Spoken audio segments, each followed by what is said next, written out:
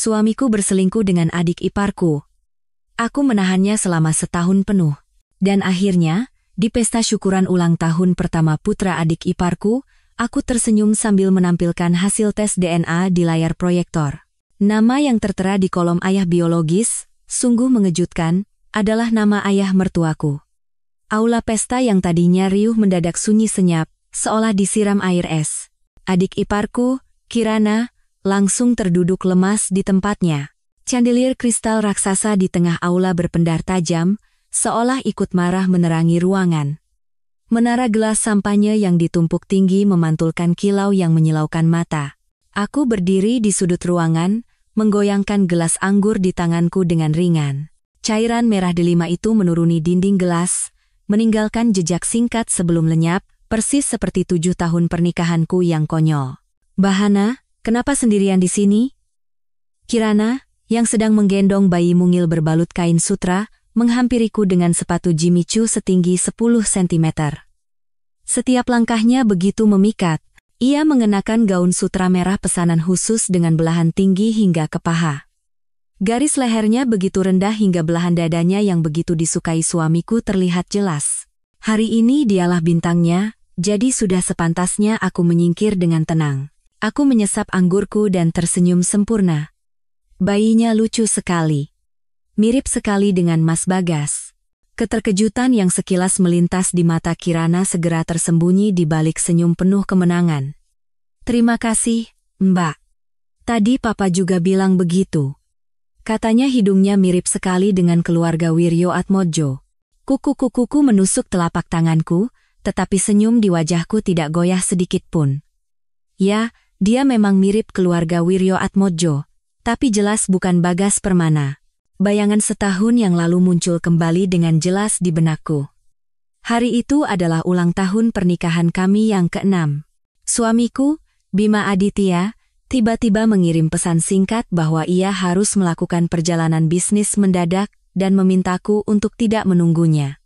Makan malam yang telah kusiapkan dengan sepenuh hati menjadi dingin, sedingin hatiku. Tengah malam, dengan pikiran kalut, aku mengendarai mobil ke kantornya. Tapi kantornya gelap gulita. Pak Bima sudah pulang sekitar jam 6 lewat tadi, kata seorang satpam. Katanya mau bertemu klien di The Ritz-Carlton, Pacific Place. Kata-kata itu mendorongku ke jurang es. The Ritz-Carlton, kamar 1608. Aku berdiri di depan pintu itu selama 10 menit, mendengarkan suara-suara yang bocor dari dalam. Desah napas suamiku yang berat berpadu dengan erangan manja adik iparku, sungguh sebuah komedi yang tragis.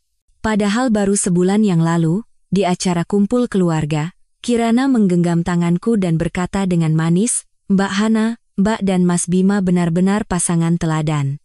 Aku dan Mas Bagas harus banyak belajar dari kalian." Hana Larasati. Suara Bima menarikku kembali dari ingatan yang kacau ke dunia nyata.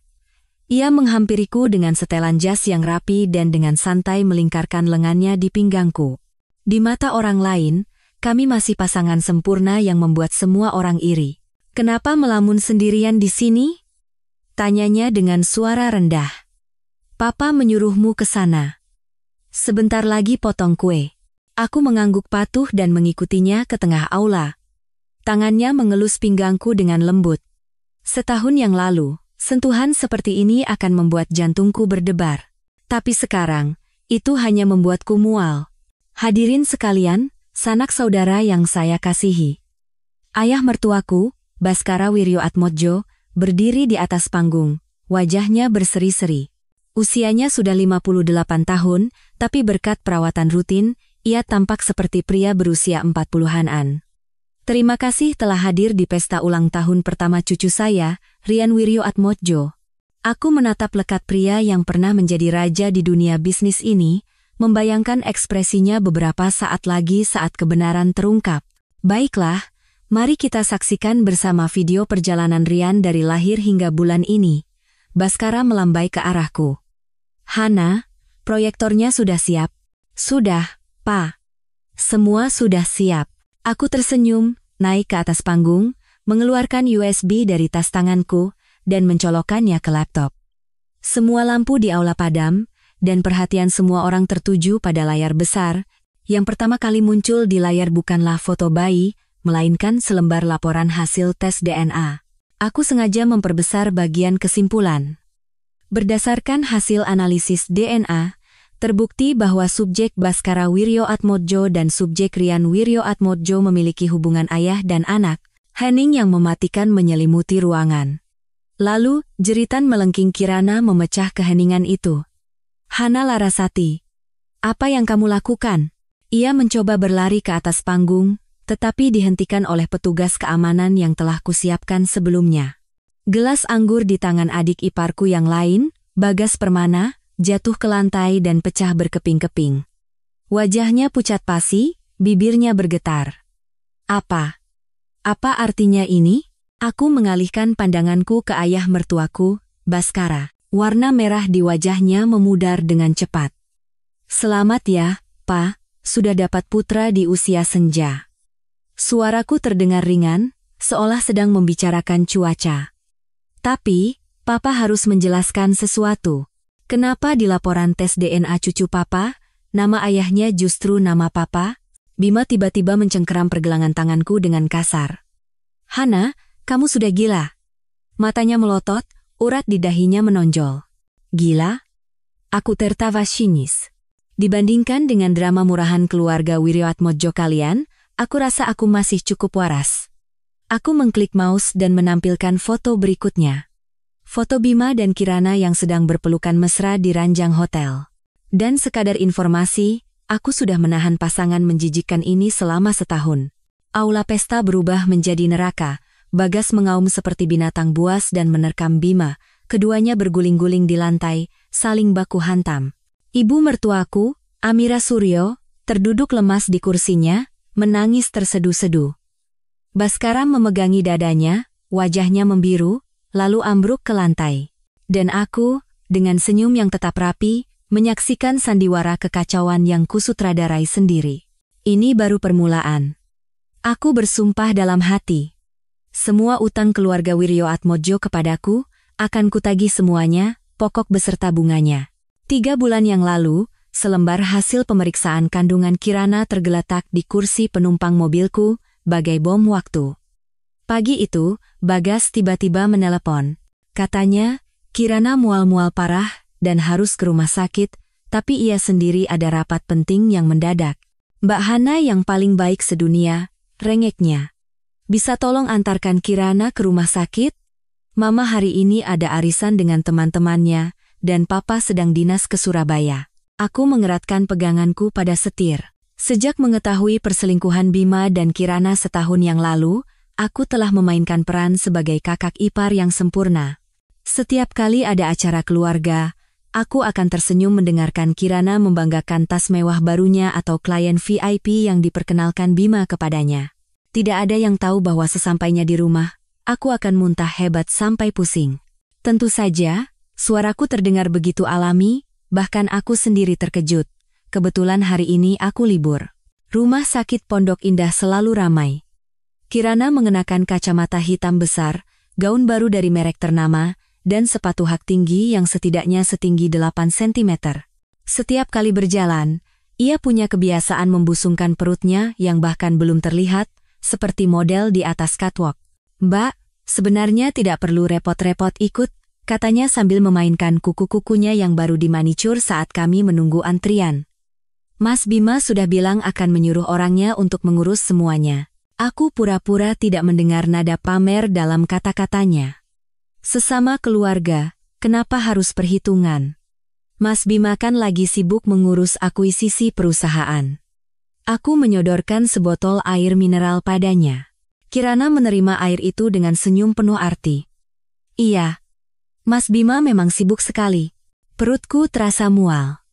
Aku tahu apa yang ia maksud. Rabu minggu lalu, Bima bilang harus lembur semalaman di kantor. Tapi malam itu, aku mengikutinya ke Hotel Mulia dan melihatnya masuk ke kamar 1608. 2 jam kemudian, Kirana keluar dari kamar yang sama. Pasien nomor 36, Kirana, silakan masuk ke ruang periksa nomor 3, sistem panggilan memotong lamunanku. Pemeriksaan berjalan lancar. Kirana sepertinya sudah menjadi langganan di sini. Beberapa perawat bahkan mengenalinya dan menyapanya dengan akrab, Ibu Kirana. Aku berdiri di sampingnya, menatap titik samar di layar USG dan berpikir. Anak ini seharusnya menjadi keponakanku, tapi kini ia adalah anak haram suamiku. Semuanya normal, kata dokter sambil membetulkan kacamatanya. Tapi, Bu Kirana, golongan darah Anda AB resus negatif, ini termasuk golongan darah langka. Nanti saat persalinan harus ekstra hati-hati. Aku sontak mengangkat kepala. Resus negatif? Aku ingat saat pemeriksaan kesehatan keluarga terakhir kali, golongan darah Bagas adalah O. Pengetahuan genetika dasar memberitahuku, orang tua dengan golongan darah O tidak mungkin memiliki anak dengan golongan darah AB. Keluar dari ruang periksa, Kirana memasukkan hasil tes itu begitu saja ke dalam tasnya. Mbak, aku ke toilet sebentar, ya? Baiklah. Aku tunggu di lobi. Begitu ia menghilang di tikungan, aku segera mengambil lembar hasil itu dari tasnya dan memotret setiap halamannya dengan ponselku. Jari-jariku gemetar, bukan karena gugup, tapi karena gembira. Ini mungkin adalah terobosan yang telah lama kutunggu. Lama menunggu, Mbak? Kirana, yang kembali setelah merapikan riasannya, memiliki bibir semerah darah. Kata dokter, bayinya sehat sekali. Syukurlah. Aku tersenyum sambil mengembalikan hasil tes itu kepadanya. Oh ya, apa Mas Bagas tahu kamu periksa hari ini? Kepanikan sekilas di matanya. Tentu saja tahu. Makanya kan aku minta tolong Mbak. Bohong. Bagas sama sekali tidak tahu ia ke rumah sakit hari ini. Aku sangat mengenal adik iparku itu. Jika ia tahu istrinya sedang periksa kandungan, ia tidak akan hanya menelepon sekali. Setidaknya ia akan mengirim puluhan pesan WhatsApp untuk menanyakan kabarnya. Di dalam mobil saat perjalanan pulang, kepalaku berputar tanpa henti. Kirana bergolongan darah AB, Bagas bergolongan darah O, secara teori, mereka hanya bisa memiliki anak bergolongan darah A atau B. AB sama sekali tidak mungkin. Jika anak itu bukan anak Bagas. Pikiran itu membuatku nyaris salah menginjak pedal gas. Jika bukan anak Bagas, lalu anak siapa? Bima? Atau? Sebuah dugaan yang lebih mengerikan mulai terbentuk di kepalaku. Malam itu, aku bertemu sahabatku, Dewi Lestari, di sebuah kafe sepi di kawasan Senopati.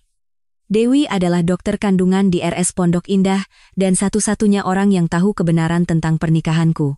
Kamu yakin lihatnya? Golongan darah Kirana benar-benar AB? Dewi membelalakan matanya. Aku menunjukkan foto di ponselku, 100% yakin. Kalau begitu, anak itu tidak mungkin anak Bagas Permana, kata Dewi tegas.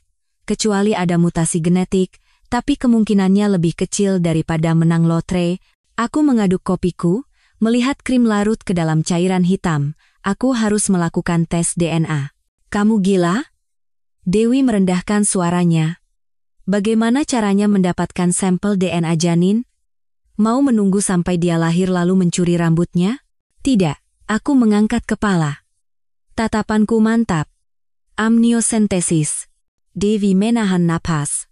Kamu mau aku membantumu melakukan tes DNA janin secara ilegal? Izin praktikku bisa dicabut. Aku tidak bisa. Kamu tidak perlu melakukannya, aku menggenggam tangannya. Cukup beritahu aku kapan dan di mana jadwal pemeriksaan Kirana berikutnya. Dewi ragu-ragu sejenak, lalu akhirnya menghela napas. Tanggal 15 bulan depan. Masih di RS Pondok Indah, katanya. Tapi Hana, sebenarnya apa rencanamu? Kalaupun kamu bisa membuktikan anak itu bukan anak adik iparmu, lalu apa gunanya? Itu tergantung siapa ayah dari anak itu, suaraku sedingin es. Dewi menatapku dengan cemas. Kenapa tidak cerai saja? Kamu punya bukti perselingkuhan Bima. Aku menatap keluar jendela. Gemerlap lampu malam Jakarta tampak begitu indah. Setahun yang lalu, saat pertama kali mengetahui perselingkuhan suamiku, aku juga berpikir untuk langsung bercerai. Tapi saat aku melihat video Bima dan Kirana bercumbu di ranjang pengantin yang kuhias sendiri, sebuah perasaan yang lebih kuat dari rasa sakit menguasai hatiku. Aku ingin mereka membayar semua ini, kataku. Pergi begitu saja, dengan status janda kaya itu hukuman yang terlalu mudah. Aku akan menunjukkan pada semua orang bahwa Hana Larasati bukan wanita yang bisa diremehkan. Dewi hendak mengatakan sesuatu, tetapi ia hanya menggelengkan kepala. Hati-hati, jangan sampai permainan apimu membakar dirimu sendiri. Setelah meninggalkan kafe, aku mengendarai mobil ke rumah mertuaku di Menteng. Setiap Rabu malam adalah jadwal rutin kumpul keluarga. Tradisi ini tidak pernah berubah, bahkan ketika Pak Baskara sedang dinas jauh. Kediaman mertuaku adalah sebuah rumah mewah seluas hampir 3.000 meter persegi dengan interior yang sangat megah. Aku memarkir mobil, menarik napas dalam-dalam, lalu memasang topeng menantu yang sempurna. Hana, sudah datang? Ibu mertuaku, Amira Suryo, menyambutku. Ia adalah wanita anggun berusia awal 60-an, tetapi kehidupan mewah selama bertahun-tahun telah mengubahnya menjadi pribadi yang lemah dan penurut. Bima hari ini ada janji bertemu klien, jadi tidak bisa ikut makan malam. Iya, Ma, aku tahu. Aku tersenyum sambil menyerahkan sup sarang burung walet yang kubawa. Tadi pagi dia sudah memberitahuku. Di ruang makan, Bagas sedang asyik bermain game di ponselnya, dan Kirana sedang bercermin sambil merapikan riasannya. Sejak hamil, dengan alasan menjaga kandungan, ia berhenti bekerja dan hanya makan dan bersantai sepanjang hari. Mbak Hana, sapa Bagas sambil mengangkat kepala, lalu kembali tenggelam dalam permainannya. Ia 5 tahun lebih muda dari Bima dan sejak kecil sangat dimanja, sehingga di usianya yang sudah kepala 3, ia masih bertingkah seperti mahasiswa. Terkadang aku kasihan pada Kirana. Harus hidup dengan suami yang kekanak-kanakan, wajar jika ia bersandar pada Bima. Ayo kita makan, panggil Bu Amira. Di meja makan, Kirana terus-menerus mengeluh tentang mualnya, dan Bagas hanya menanggapinya seadanya. Aku makan dalam diam, mengamati ekspresi dan interaksi mereka masing-masing. Papa kapan pulang, Ma? Tanyaku. Jumat, jawab Bu Amira. Ada sedikit masalah dengan proyek di Surabaya, jadi harus tinggal 2 hari lagi. Aku mengangguk. Baskara adalah tipe orang yang sangat suka mengontrol. Semua urusan besar dan kecil di perusahaan harus ia tangani sendiri. Bahkan Bima, yang menjabat sebagai wakil direktur, pernah dilempar cangkir teh panas di rapat direksi hanya karena salah menulis 1 angka desimal di laporannya. Kirana, aku mengambilkan suiran ikan untuknya. Tadi dokter bilang golongan darahmu AB, jadi harus hati-hati saat melahirkan nanti. Sumpit Kirana berhenti di udara. Oh, iya. AB. Bagas akhirnya mengangkat kepala dari ponselnya. Aku kan tapi kata dokter bisa saja, mungkin bayinya lebih mirip aku. Sudah, makan saja. Aku lapar. Potong Kirana cepat sambil memberiku tatapan peringatan. Setelah makan malam, aku menawarkan diri untuk membantu mencuci piring. Di dapur, Bu Amira berbisik padaku, Hana, hubunganmu dengan Bima baik-baik saja, kan? Jantungku berdebar kencang. Iya, baik-baik saja, Ma. Memangnya kenapa? Tidak, hanya saja belakangan ini kalian terlihat agak canggung. Bu Amira menghela napas. Kamu tahu sendiri, Bima itu sifatnya mirip ayahnya, suka memendam masalah. Aku memaksakan senyum. Benar-benar tidak ada apa-apa, Ma. Mungkin karena dia terlalu sibuk bekerja. Saat hendak meninggalkan rumah mertua, aku melihat mobil Bima terparkir di sudut paling jauh. Ia jelas-jelas bilang ada janji dengan klien. Aku berjalan memutar ke belakang rumah, dan melihatnya sedang menelepon di dekat jendela ruang kerja dengan ekspresi yang sangat mesra. Aku mendekat dengan hati-hati dan mendengar suaranya. Jangan khawatir, aku sudah urus semuanya. Iya, Jumat nanti Papa tidak ada di rumah, aku juga kangen kamu. Darahku terasa membeku. Jumat. Hari di mana Baskara tidak ada. Siapa yang ingin ditemui Bima, sudah jelas tanpa perlu ditanya. Sesampainya di rumah, aku membuka laptop, menampilkan kembali foto hasil tes Kirana. Golongan darah AB resus negatif. Aku mencari album keluarga dan menemukan hasil pemeriksaan kesehatan tahun lalu. Bagas memang O, dan Bima adalah B. Baskara. Aku menyipitkan mata. Golongan darah Baskara adalah A. Secara teori, Baskara yang bergolongan darah A dan Kirana yang bergolongan darah AB bisa memiliki anak bergolongan darah AB. Kemungkinan itu membuatku merinding. Tapi hanya tes DNA yang bisa memastikannya. Aku membuka kontak di ponselku dan mencari nomor yang sudah lama tidak kuhubungi. Halo, Yuri? Ini aku, Hana. Iya, lama tidak bertemu. Ada sesuatu yang ingin ku minta tolong. Setelah menutup telepon, aku berdiri di balkon, menatap langit malam Jakarta, 3 bulan. Dalam 3 bulan ke depan, aku akan mengumpulkan semua bukti. Saat anak Kirana lahir, di pesta ulang tahun pertamanya, di depan semua kerabat dan teman, aku akan membongkar rahasia kotor ini. Aku akan membuat Bima tahu dengan jelas bahwa harga yang harus ia bayar untuk mengkhianati Hana Larasati adalah sesuatu yang tidak akan sanggup ia tanggung. Duduk di kursi panjang di depan laboratorium RS Pondok Indah, tanganku yang memegang amplop tertutup gemetar tak terkendali. Di depanku, ekspresi teman kuliahku, Yuri, tampak berat. Hana, kamu benar-benar mau melihat hasilnya? Katanya sambil membetulkan kacamatanya. Terkadang, tidak tahu itu lebih baik. Aku tersenyum pahit. Kemewahan yang bernama kebahagiaan itu sudah berakhir bagiku setahun yang lalu. Tanpa ragu, aku merobek amplop itu. Tulisan hitam di atas kertas putih laporan hasil tes DNA itu membuatku sesak napas. Di kolom ayah terduga, nama Baskara Wiryoatmojo tercetak dengan jelas.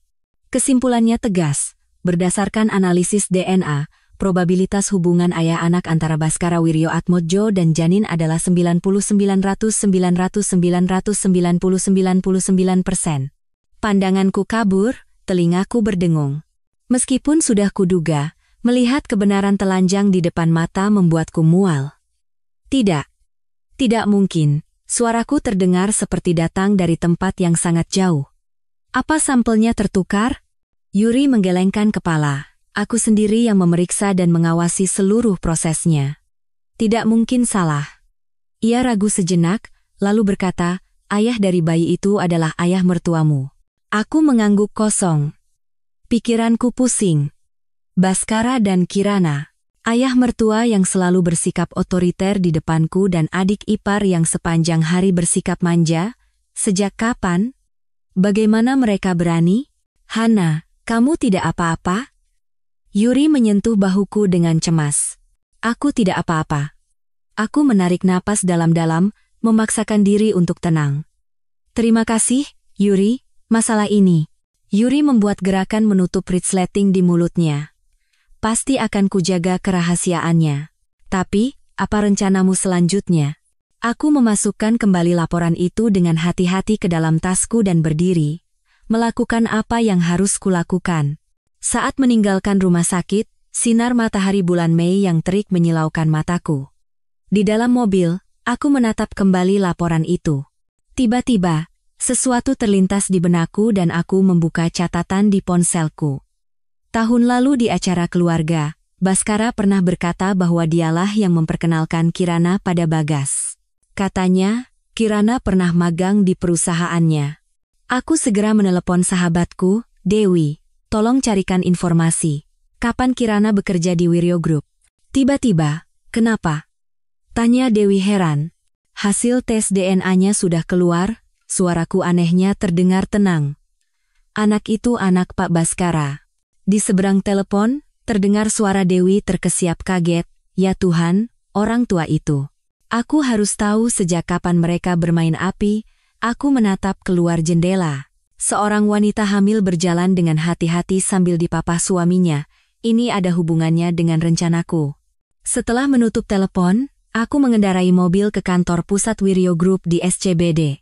Berkat statusku sebagai istri wakil direktur, aku bisa keluar masuk kantor dengan bebas. Resepsionis tersenyum sopan melihatku. Selamat siang, Bu Hana. Pak Bima sedang rapat, apa perlu saya sampaikan? Tidak, terima kasih. Saya hanya mau mengambil barang sebentar. Aku langsung menuju lift. Kantor Bima di lantai 28 sangat luas dan terang. Jendela kaca besarnya menyuguhkan pemandangan megah kawasan SCBD. Aku mengunci pintu dan mulai menggeledah lemari arsipnya. Ia punya kebiasaan menyimpan dokumen penting di dalam map biru bertuliskan laporan keuangan 2016, tahun pernikahan kami. Katanya, agar setiap kali mengambil dokumen, ia akan teringat padaku. Sungguh sebuah ironi yang menjijikkan. Benar saja, di antara tumpukan map itu, aku menemukan sebuah map bertuliskan personalia sementara. Saat kubuka, riwayat hidup Kirana ada di paling atas. 3 tahun yang lalu, ia bekerja sebagai asisten administrasi di kantor sekretaris Baskara selama 6 bulan. Aku membaca riwayat hidupnya dan berhenti di kolom evaluasi kerja. Di samping tanda tangan Baskara yang tegas, tertulis komentar, kinerja sangat baik, terutama cakap dalam menangani masalah-masalah pribadi. Rasa mual naik hingga ke tenggorokanku. Masalah pribadi? Maksudnya urusan di atas ranjang? Saat hendak memotretnya, aku mendengar suara langkah kaki dari luar pintu. Aku segera mengembalikan dokumen itu ke tempatnya semula. Tepat saat aku duduk di sofa, Bima membuka pintu. "Hana? Sedang apa di sini?" Ia mengenakan setelan jas yang sempurna. Wajah yang dulu membuatku jatuh cinta pada pandangan pertama itu kini dipenuhi keterkejutan. "Aku ada urusan di dekat sini, jadi mampir untuk menemuimu." Aku memaksakan senyum. Kupikir kita bisa makan siang bersama. Ekspresi Bima menjadi canggung sesaat. "Hari ini agak sulit, aku ada janji dengan klien." "Tidak apa-apa. Pekerjaan lebih penting." Aku berdiri dan bertanya seolah tanpa sengaja. "Oh iya, ngomong-ngomong, dulu Kirana pernah bekerja di kantor papa, ya?" Tubuh Bima menegang sesaat. Sepertinya begitu." "Kenapa?" "Tidak. Hanya tiba-tiba teringat saja."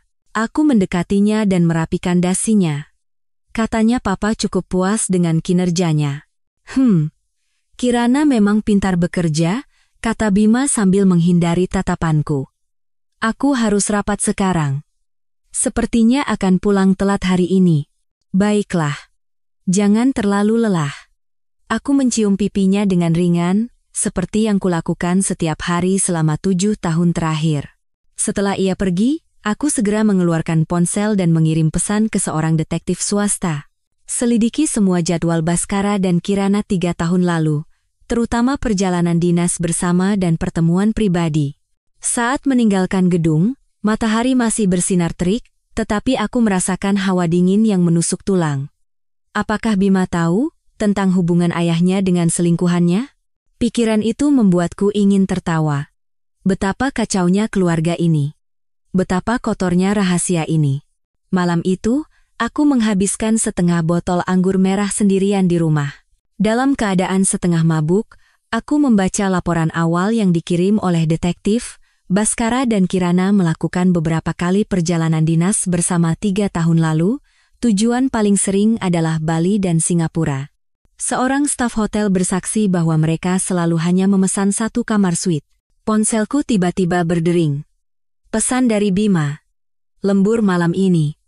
Jangan tunggu." Aku menatap pesan itu lama, lalu membuka aplikasi pelacak lokasi. Bulan lalu, aku diam-diam memasang GPS di mobilnya. Peta menunjukkan mobilnya terparkir di luar sebuah hotel butik di kawasan Kemang. Aku segera menelepon nomor lain. "Pak Budi, kita berangkat sekarang." Bertemu di tempat biasa. 20 menit kemudian, dari dalam taksi, aku melihat mobil Bima terparkir di halaman hotel. 10 menit kemudian, sebuah Porsche merah yang kukenal masuk, mobil Kirana. Ia turun dengan langkah ringan sambil memegangi perutnya yang sudah mulai membuncit, lalu masuk ke dalam hotel. "Mau kita ikuti masuk, Bu?" tanya Pak Budi. Ia adalah andalan di kantor detektif milik sepupu Dewi dan telah memberiku banyak bukti penting selama 6 bulan terakhir. "Tidak. Kita tunggu di sini," aku menggigit bibirku. "Mereka tidak akan lama." Benar saja, tidak sampai 1 jam, Bima dan Kirana keluar secara bergiliran. Anehnya, wajah Bima tampak muram, dan Kirana sepertinya sedang menangis. Mereka bertengkar sebentar di parkiran, lalu pergi dengan mobil masing-masing. "Tolong ikuti mobil wanita itu," kataku pada Pak Budi. Mobil Kirana tidak menuju rumahnya, melainkan ke arah Menteng, ke rumah mertuaku. Aneh. Minggu ini Baskara sedang dinas ke Shenzhen. Di rumah hanya ada Bu Amira dan para asisten rumah tangga. Kirana memarkir mobilnya agak jauh dari gerbang dan menelepon seseorang. Jaraknya terlalu jauh untuk mendengar isi percakapan, tetapi gerak-geriknya penuh amarah. Setelah menutup telepon, ia melempar ponselnya ke kursi, lalu menelungkupkan kepala di atas setir sambil terisak. Menarik. Aku bergumam. Pak Budi, bisakah kita mendapatkan rekaman CCTV hotel itu? Tidak mudah, Bu, tapi bisa dicoba, ia menggaruk kepalanya. Mungkin butuh waktu. Biaya bukan masalah. Aku menatap punggung Kirana yang bergetar. Aku harus tahu apa yang mereka bicarakan di kamar itu. 3 hari kemudian, Pak Budi membawakan rekaman kamera pengawas. Tidak ada suara, kami harus menggunakan bantuan ahli pembaca gerak bibir untuk merekonstruksi percakapan mereka. Hasilnya mengejutkan. Bima menuntut Kirana untuk memberitahunya siapa ayah dari anak yang dikandungnya. Awalnya Kirana bersikeras itu adalah anaknya, tetapi akhirnya, di bawah tekanan, ia mengaku bahwa itu adalah anak Baskara. Dalam video itu, ekspresi Bima berubah dari marah menjadi kaget, lalu menjadi lega yang aneh. Yang paling menggangguku adalah kalimat terakhir yang ia ucapkan sebelum pergi. Apa ayah tahu kalau aku sudah tahu soal ini darimu? Kalimat itu terus terngiang di kepalaku. Bima tahu anak itu anak Baskara, tapi ia tidak memberitahu Bagas dan tidak membongkar Kirana. Kenapa? Apa yang ia takuti? Atau apa yang ia rencanakan? Sebuah hipotesis berani muncul. Bagaimana jika Bima sudah lama mengetahui hubungan Kirana dan Baskara? Bagaimana jika pendekatannya pada Kirana adalah atas perintah Baskara sendiri? Pikiran itu membuatku merinding. Aku butuh lebih banyak bukti. Di acara kumpul keluarga akhir pekan, aku mengamati interaksi semua orang dengan cermat. Baskara tampak memperlakukan Kirana seperti biasa, tetapi setiap kali Kirana berbicara, tatapannya akan bertahan beberapa detik lebih lama. Bima secara terang-terangan menghindari berduaan dengan Kirana dan bahkan bersikap sangat mesra padaku. Hana, makan ikannya. Ia mengambilkan sepotong ikan kukus ke piringku. Kamu kurus sekali belakangan ini. Terima kasih. Aku menerima kebaikannya, lalu sengaja berpura-pura mual. Kenapa? Kamu tidak enak badan? Tanya Bu Amira cemas. Aku menggelengkan tangan. Tidak apa-apa, Ma. Hanya sedikit kembung belakangan ini. Meja makan tiba-tiba hening. Semua mata tertuju padaku. Terutama tatapan Kirana, setajam pisau. Hana, jangan-jangan. Bu Amira menatapku dengan gembira. Aku juga tidak tahu, aku menunduk malu-malu. Mungkin hanya kelelahan. Wajah Bima menegang. Sumpit di tangannya jatuh ke meja dengan bunyi tak. Kamu tidak minum pil? Bulan lalu aku minum antibiotik karena flu, mungkin pengaruhnya berkurang, aku pura-pura tidak melihat kesalahannya. Kenapa? Kamu tidak senang? Tentu saja senang. Ia cepat-cepat tersenyum dan menggenggam tanganku. Aku hanya terlalu kaget. Besok kita langsung periksa ke rumah sakit. Aku mengangguk sambil melirik wajah Kirana yang pucat pasi. Tatapan Baskara bolak-balik antara perutku dan perut Kirana, keningnya berkerut dalam. Malam itu, Bima sangat mesra. Ia bahkan bersikeras mencucikan kakiku dan memijatnya. Saat aku pura-pura tertidur di ranjang, ia diam-diam pergi ke balkon untuk menelepon. Tidak mungkin. Wanita itu selalu minum pil.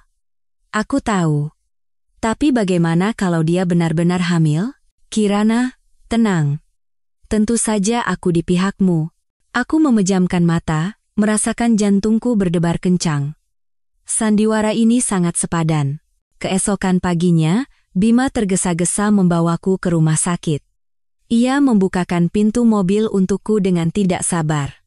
Aku sudah buat janji dengan dokter kandungan terbaik di RS Pondok Indah.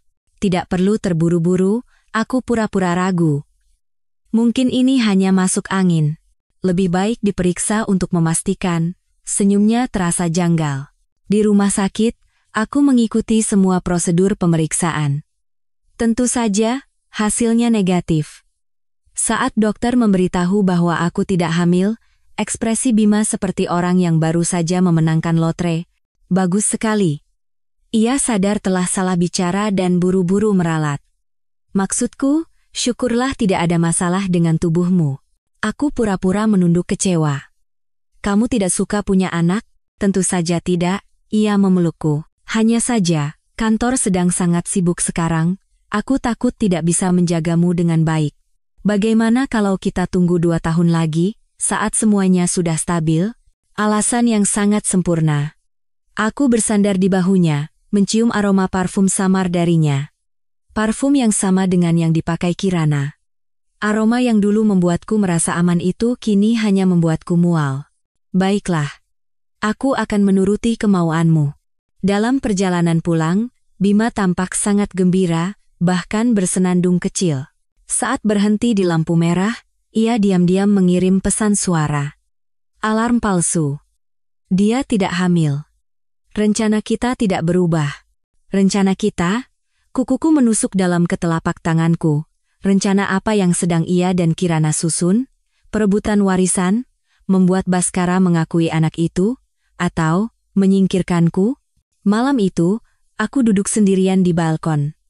Di hadapanku, tergeletak semua bukti yang telah kukumpulkan selama beberapa bulan terakhir, foto, rekaman suara, video, laporan tes DNA, cairan merah di gelas anggurku berayun, seperti darah, seperti api, seperti kebencian yang membara di hatiku. 3 bulan. Aku berjanji pada diriku sendiri, tahan 3 bulan lagi. Saat anak Kirana lahir dan pesta ulang tahun pertamanya tiba, aku akan membuat semua rahasia kotor ini terungkap di siang hari bolong. Dan aku akan menyaksikan kerajaan Wiryo yang busuk ini runtuh di depan mataku. Di tengah malam, cahaya biru dari layar laptop menerangi ruangan. Aku mengucek mataku yang lelah dan memeriksa kembali angka-angka di spreadsheet. Itu adalah laporan keuangan Wiryo Group selama 3 tahun terakhir. Bima mengira aku tidak tertarik dengan hal-hal seperti ini dan tidak pernah waspada di depanku. Ia salah. Sangat salah. Ayahku adalah seorang profesor ekonomi. Sejak kecil aku sudah akrab dengan angka, dan intuisiku jauh melampaui orang biasa. Itulah sebabnya aku bisa menemukan aliran dana yang tidak wajar dari tumpukan dokumen yang Bima lempar begitu saja di meja ruang tamu. Sekitar 38 miliar rupiah. Uang itu mengalir ke sebuah perusahaan cangkang bernama PT Mutiara Jaya, dan nama yang terdaftar sebagai pemiliknya adalah Kirana. Aku menyesap kopi yang sudah dingin. Rasa pahit menyebar di lidahku. Bima tidak hanya menggunakan harta bersama untuk membiayai selingkuhannya, ia bahkan menggelapkan dana perusahaan. Ini bukan lagi sekadar pengkhianatan perasaan. Angka-angka di layar mulai kabur. Aku mengedipkan mata dan mengalihkan pandangan ke rekening saham yang kukelola. Rekening itu dibuka atas nama ibuku. Selama 3 bulan terakhir, aku diam-diam memindahkan sebagian dari tabungan bersama kami ke sini, dan menginvestasikannya di reksadana yang stabil. Secara hukum, ini adalah penyembunyian aset, tapi aku tidak peduli. Bima yang lebih dulu melewati batas. Ponselku tiba-tiba bergetar. Pesan dari sahabatku, Dewi. Obat yang kamu minta aku periksa itu benar-benar bermasalah. Obat penguat kandungan Kirana mengandung progesteron dalam dosis yang jauh melebihi kebutuhan normal ibu hamil. Aku mengerutkan kening. Kelebihan dosis progesteron. Apa artinya ini? Sebelum aku sempat membalas, Dewi mengirim pesan lagi. Progesteron dosis tinggi bisa digunakan untuk mempertahankan kehamilan. Bahkan jika ada masalah dengan janin, itu bisa mempertahankan kondisi kehamilan untuk sementara waktu. Dokter biasanya tidak meresepkan seperti itu. Kecuali apa? Aku mengetik cepat. Kecuali ada masalah dengan janin itu sendiri, atau usia ibu terlalu tua. Jari-jariku berhenti di atas layar. Kirana baru berusia 28 tahun, usia paling subur. Berarti hanya tersisa satu kemungkinan. Ada masalah dengan janinnya. Tapi di hasil pemeriksaan kandungan jelas-jelas tertulis semuanya normal. Kilat di luar jendela membelah langit malam. Disusul suara guntur yang menggelegar. Badai musim panas datang dengan cepat dan dahsyat, seperti keraguan yang berputar-putar di benakku. Keesokan paginya, aku terbangun dengan lingkaran hitam di bawah mata. Bima sudah berangkat kerja. Di atas meja makan, ada secarik catatan. Ada rapat pagi, aku berangkat duluan. Love you. Dua kata terakhir itu ditulis dengan tergesa-gesa, seolah ditambahkan belakangan. Aku mencibir dan membuang catatan itu ke tempat sampah. Sejak insiden aku pura-pura hamil, Bima menjadi lebih mesra padaku. Tapi di balik kemesraan itu, tersembunyi kecemasan yang jelas. Ia takut aku benar-benar hamil dan mengacaukan rencananya dengan Kirana. Rencana apa itu? Aku belum sepenuhnya tahu. Bel pintu tiba-tiba berbunyi, memotong lamunanku. Di layar interkom, wajah Kirana yang dirias dengan cermat tersenyum ke arah kamera, perutku kembali mual. Untuk apa dia kesini? Selamat pagi, Mbak Hana. Begitu pintuku buka, Kirana langsung masuk. Aroma parfumnya yang menyengat menusuk hidung. Ia mengenakan gaun ketat, dan perutnya yang berusia 7 bulan sudah cukup besar. Aku tadi lewat dekat sini, jadi mampir mau ngobrol sama Mbak. Apa Bagas tahu? Tanyaku dingin, tidak beranjak dari ambang pintu. Dia? Paling juga main game. Ia masuk ke ruang tamu dengan santai seolah itu rumahnya sendiri dan duduk di sofa. Aku bosan sekali, jadi main ke sini. Aku menutup pintu dan mengamatinya dengan waspada. Hari ini, Kirana tampak sangat bersemangat, matanya berbinar menakutkan. Jari-jarinya terus-menerus mengetuk lengan sofa. Mau minum apa? Aku berusaha bersikap sesopan mungkin. Air hangat saja. Ia mengelus perutnya dengan ringan sambil melirik perutku yang rata. Kata dokter harus banyak minum air. Dengar-dengar, Mbak beberapa hari lalu ke rumah sakit, ya? Benar saja. Ia datang untuk mencari informasi. Iya. Cuma masuk angin. Aku memberinya segelas air, sengaja mengalihkan pembicaraan. Pemeriksaan kandunganmu lancar terus? Lancar sekali. Ia menerima gelas air itu, sengaja menyentuh punggung tanganku. Dokter bilang bayinya sehat sekali. Katanya pasti hanya mewarisi gen bagus dari keluarga Wiryoatmojo. Aku menahan keinginan untuk menarik tanganku. Syukurlah. Oh ya, ia tiba-tiba mendekatkan wajahnya. Aroma parfumnya menerpa wajahku. Kata Mas Bima, kalian berdua tidak berencana punya anak, ya? Aku menyipitkan mata. Bima sampai menceritakan hal ini padanya? Untuk sementara ini belum. Pekerjaan terlalu sibuk. Sayang sekali. Ia bersandar di sofa. Senyum di bibirnya penuh kemenangan. Padahal kupikir akan bagus kalau bisa tumbuh besar bersama anakku, tapi tidak apa-apa. Nanti anakku yang akan berbakti pada kakek neneknya mewakili kalian berdua. Sindiran dalam kata-katanya nyaris membuat darahku mendidih. Ia secara terbuka menyatakan bahwa anaknya akan menjadi satu-satunya pewaris keluarga Wiryoatmojo. Begitu ya, aku meletakkan cangkir tehku. Suaraku terdengar begitu tenang, bahkan aku sendiri terkejut. Kalau begitu, apa Bagas juga tahu tentang rencana spesial kalian? Senyum Kirana membeku. Apa maksudmu? Bukan apa-apa, aku berdiri. Mau lihat taman yang baru kuhias. Mawar-mawarnya baru mekar. Ia menatapku dengan curiga, tapi akhirnya mengikutiku ke halaman belakang. Taman setelah hujan terasa lembab dan segar, embun menempel di kelopak mawar. Aku sengaja membawanya ke jalan setapak yang terbuat dari kerikil. Setelah hujan, jalan ini sangat licin. Mbak Hana benar-benar istri idaman, ya. Urusan rumah tangga saja sehebat ini, Kirana mengikutiku dari belakang. Sepatu hak tingginya berbunyi tak-tak di atas kerikil. Pantas saja Mas Bima tidak bisa menceraikanmu. Aku tiba-tiba berbalik. Apa katamu barusan? Oh, maaf. Aku salah bicara. Ia pura-pura kaget, tetapi matanya penuh kebencian. Mas Bima bilang, setelah anakku lahir, ia akan jujur pada Mbak. Sepertinya dia belum bilang, iya.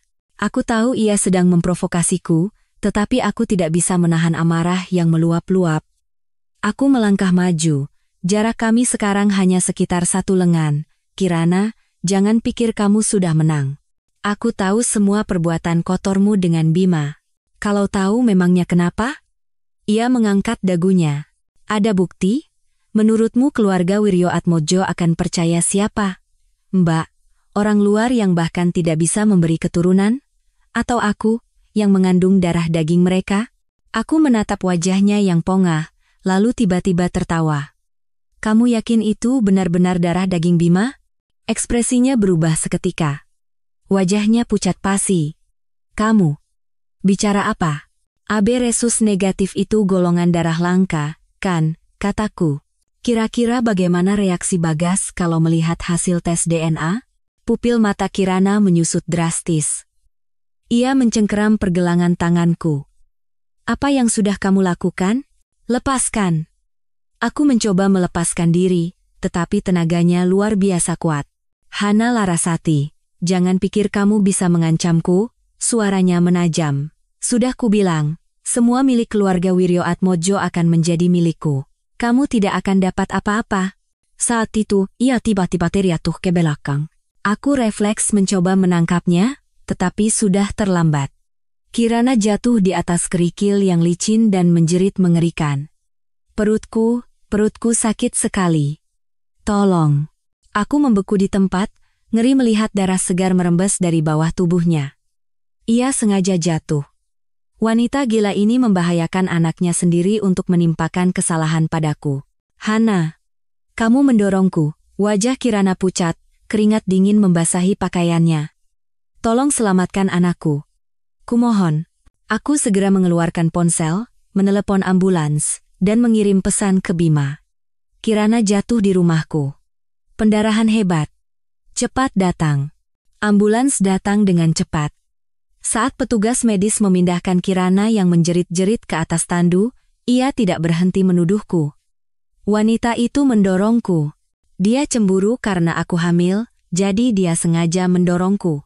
Aku tidak membela diri, hanya berdiri diam di samping. Bima tiba hampir bersamaan dengan ambulans. Ia membanting pintu mobil, wajahnya lebih pucat dari Kirana. Apa yang terjadi? Ia mencengkeram bahuku, jari-jarinya seolah mau menembus dagingku. Dia jatuh sendiri, kataku tenang. Bohong. Teriaknya, lalu berbalik mengejar ambulans. Kirana, bertahanlah, aku di sini. Melihatnya tanpa ragu naik ke ambulans dan menggenggam erat tangan Kirana, aku akhirnya sadar posisiku. 7 tahun pernikahan tidak ada artinya dibandingkan seorang wanita yang mengandung anak pria lain. Kursi plastik di koridor rumah sakit terasa dingin dan keras. Aku duduk sendirian di luar ruang operasi. Bima tidak terlihat. Ia sepertinya ikut mengantar Kirana untuk berbagai pemeriksaan dan benar-benar melupakan keberadaanku. Hana Larasati. Sebuah teriakan penuh amarah terdengar dari ujung koridor. Bagas berlari ke arahku dengan wajah memerah, diikuti oleh Baskara dengan ekspresi muram dan Bu Amira yang menangis tersedu-sedu. Perempuan jahat. Bagas mencengkeram kerah bajuku. Kalau sampai terjadi apa-apa dengan Kirana dan anakku, aku tidak akan melepaskanmu. Bagas, lepaskan. Suara Baskara rendah dan penuh ancaman. Belum ada yang pasti. Bagas dengan enggan melepaskan tangannya, menatapku dengan tatapan membunuh. Tatapan Baskara jauh lebih rumit. Selidik, curiga, dan sebuah emosi yang tidak bisa kubaca. Hana, sebenarnya apa yang terjadi? Tanya Bu Amira sambil terisak. Kirana datang ke rumah kami, lalu jatuh sendiri. Aku menatap lurus ke mata Baskara. Dia mengenakan sepatu hak tinggi, di jalan berkerikil yang licin. Omong kosong. Teriak Bagas. Kirana bilang kamu yang mendorongnya. CCTV akan membuktikan aku tidak bersalah, kataku tenang. Sebenarnya, halaman belakang adalah titik buta CCTV, tapi Bagas tidak tahu itu. Kerutan di dahi Baskara semakin dalam. Di mana Bima? Di dalam bersama Kirana, sedang menemaninya periksa. Mendengar jawabanku, ekspresi Baskara langsung menggelap.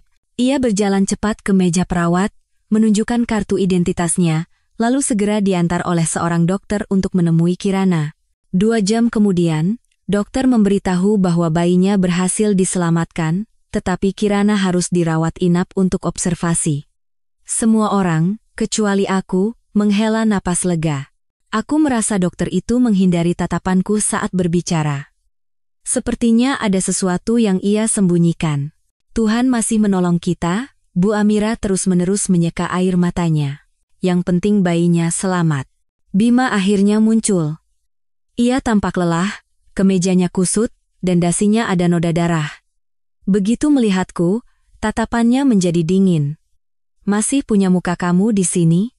Tanyanya dengan suara rendah. Sudah kubilang aku tidak mendorongnya, aku berdiri. Tapi kamu sudah menilaiku sebagai pelaku. Kirana bilang kamu yang mendorongnya. Apa kamu mau bilang dia berbohong? Cibir Bima. Aku menatapnya. Pria yang pernah bersumpah akan mencintaiku seumur hidup itu kini tanpa ragu menyalahkanku demi wanita lain dan anaknya. Yang lebih lucu, anak itu bahkan bukan anaknya. Mas Bima, kataku akhirnya. Tahu tidak kenapa pernikahan kita sampai seperti ini? Ia terdiam, sepertinya tidak menyangka aku akan membahas ini. Karena kamu tidak pernah sekalipun mencoba memahamiku. Aku mengambil tasku dan berjalan menuju lift. Jika aku benar-benar ingin membuat Kirana keguguran, dia bahkan tidak akan punya kesempatan untuk menelepon ambulans. Tepat sebelum pintu lift tertutup, aku melihat Bima yang membeku di tempatnya. Ekspresinya berubah dari marah menjadi bingung, dan akhirnya menjadi ketakutan yang aneh. Sesampainya di rumah, aku langsung memeriksa semua rekaman CCTV. Seperti dugaanku, halaman belakang adalah titik buta, tetapi kamera depan dengan jelas merekam Kirana masuk sendirian dengan sehat, mengenakan sepatu hak tinggi. Dan 2 jam kemudian, saat ambulans datang, jeritan pilunya terdengar ke seluruh lingkungan. Rekaman ini akan menjadi jimatku. Malam itu, Bima tidak pulang. Aku duduk sendirian di ruang tamu yang gelap, memikirkan kembali semua yang terjadi hari ini. Provokasi Kirana, reaksi Bima, tatapan Baskara. Semua potongan puzzle perlahan menyatu menjadi sebuah gambaran yang jelas. Ponselku bergetar. Pesan dari Dewi. Ada gosip Kirana keguguran. Tidak, bayinya selamat. Tapi sikap dokternya aneh. Balasku. Aku sudah cari tahu, Dewi langsung membalas. Bayinya memang selamat, tapi kemungkinan besar cacat parah. Dosis progesteron berlebihan yang ia konsumsi sebelumnya menutupi masalah itu. Pendarahan kali ini membuat kebenarannya terungkap. Aku menatap layar ponsel. Dan seketika aku mengerti perilaku aneh Kirana hari ini. Ia tahu ada masalah dengan bayinya dan sedang terburu-buru mencari kambing hitam. Jika bayinya lahir cacat, ia bisa menyalahkan insiden jatuh hari ini. Rencana yang sangat sempurna. Sayangnya, ia bertemu denganku. Keesokan paginya, aku bangun pagi-pagi sekali dan membawa bubur sarang burung walet yang kumasak dengan hati-hati ke rumah sakit. Saat membuka pintu kamar, Kirana sedang bersandar di kepala ranjang, wajahnya sepucat kertas. Bima sedang mengupas apel di samping tempat tidur, dan saat melihatku, ia nyaris menjatuhkan pisaunya. Mbak Hana, panggil Kirana lemah, tetapi matanya memancarkan kemenangan. Terima kasih sudah datang. Aku bawakan ini untukmu. Aku meletakkan termos di meja nakas. Maafkan kejadian kemarin. Bima dan Kirana tampak terkejut mendengar aku meminta maaf. Kata dokter, bayinya untuk sementara baik-baik saja. Kirana mengelus perutnya, tapi harus dipantau dalam jangka panjang. Kalau sampai ada masalah, matanya langsung berkaca-kaca. Itu semua karena kejadian kemarin. Aku tahu, aku memotongnya. Aku mengeluarkan tablet dari tasku. Karena itu aku membawa rekaman CCTV. Mari kita lihat bersama apa yang sebenarnya terjadi. Wajah Kirana langsung berubah. Video itu dengan jelas menunjukkan ia masuk ke rumah kami sendirian dengan sepatu hak tinggi dan gerakan yang wajar. Meskipun tidak ada rekaman halaman belakang, stempel waktu menunjukkan bahwa ia baru menelepon ambulans 2 jam setelah masuk ke rumah. Selama itu, tidak ada suara pertengkaran yang terekam. Ini membuktikan apa? Gagap Bagas yang juga ada di sana. Ini membuktikan ada cukup waktu untuk merencanakan segalanya, kataku dingin. Kirana, kamu tahu ada masalah dengan bayimu dan sedang mencari alasan, kan? Omong kosong. Teriaknya. Mas Bima, wanita ini memfitnahku. Bima menatapku dan Kirana bergantian dengan ekspresi rumit. Cukup. Baskara tiba-tiba membuka pintu. Sepertinya ia sudah lama menguping di luar. Masalah ini selesai di sini. Hana, hapus videonya. Kirana, fokus saja pada kandunganmu, jangan membuat masalah lagi. Tatapannya menyapu kami semua dan terakhir berhenti padaku. Keharmonisan keluarga adalah yang terpenting. Mengerti? Aku tersenyum tipis.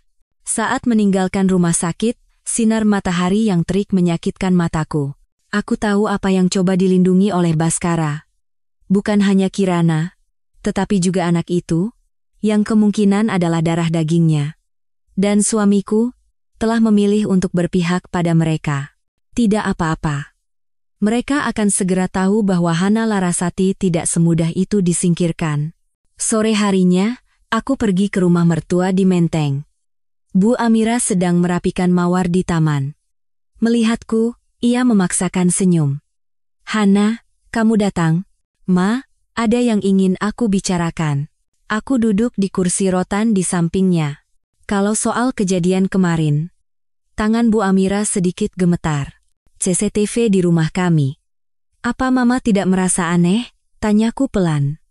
Kenapa Papa begitu khawatir dengan anak Kirana? Tangan ibu mertuaku tiba-tiba berhenti, dan guntingnya jatuh ke tanah dengan bunyi klang. Kamu tahu apa? Lebih banyak dari yang Mama kira. Aku mengambil gunting itu dan memberikannya padanya. Misalnya, tentang hubungan Papa dengan Kirana. Air mata tiba-tiba mengalir dari mata Bu Amira. Mereka, Ma, aku menggenggam tangannya yang dingin. Aku datang bukan untuk menyalahkan Mama. Aku hanya ingin bilang, apapun yang terjadi, aku akan selalu ada di pihak Mama. Ia mengangkat kepala. Matanya yang tua dan lelah dipenuhi air mata. Kenapa? Kenapa kamu sebaik ini padaku? Karena kita berdua adalah satu-satunya orang yang masih waras di rumah ini, kataku pelan. Sore itu, Bu Amira menceritakan banyak rahasia Bhaskara padaku. Tentang sifatnya yang suka mengontrol, kekerasannya, dan tentang sebuah kecelakaan 20 tahun yang lalu yang hampir merenggut nyawa istri pertamanya, dan wanita itu adalah ibu kandung Bima. Dalam perjalanan pulang, ponselku berdering. Bima, malam ini aku makan di rumah. Ada yang perlu kita bicarakan. Aku tersenyum dan membalas. Baiklah. Aku tunggu. Sekarang saatnya untuk bicara terus terang, tentang perceraian, tentang harta, dan tentang rahasia kotor antara dia, Kirana, dan Bhaskara. Dan kali ini, kendali ada di tanganku. Kartu akses ke Departemen Keuangan Wiryo Group terasa berat di tanganku. Kemarin, Pak Bhaskara Wiryo Atmodjo memberikannya langsung padaku dengan senyum penuh arti. Hana, mulai hari ini kamu adalah direktur keuangan grup kita. Aku percaya dengan kemampuanmu, kamu bisa membuat perusahaan ini lebih besar. Aku tahu betul niat sebenarnya di balik promosi ini, pengawasan. Setelah insiden keguguran Kirana, Bhaskara secara terang-terangan meningkatkan kewaspadaannya terhadapku. Memberiku posisi tinggi adalah caranya untuk menunjukkan kemurahan hatinya, sekaligus menempatkanku di bawah pengawasannya. Terima kasih atas kepercayaan Papa. Saat itu, aku tersenyum dengan tulus. Aku tidak akan mengecewakan Papa. Pukul 3 pagi.